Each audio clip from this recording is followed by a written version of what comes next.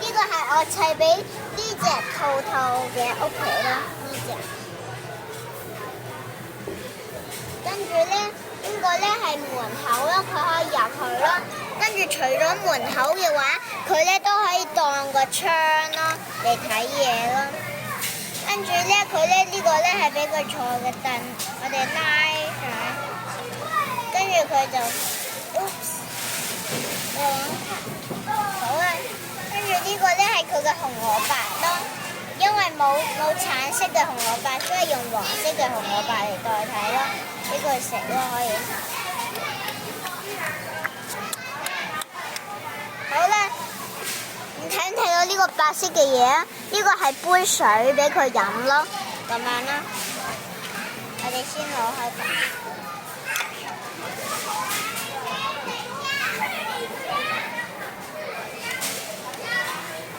呢個係杯水咁樣俾佢飲，咁佢就唔使冇水飲咯。呢個橙色嘅嘢咧就係俾佢瞓覺咯，一個字俾佢瞓啦，佢都覺得好簡單咁樣啦。跟住咧，兔兔都會屙屎屙尿噶嘛，就喺呢度咁樣咯，跑出去，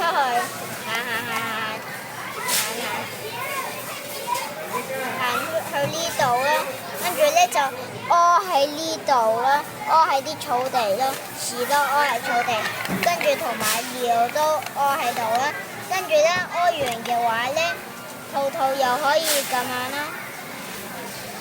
喺呢度就跑翻屋企咯。因為兔兔個嘅指隻咁樣就好啦，所以我砌咗一個咁樣嘅屋企俾佢啦，好啱佢啦又。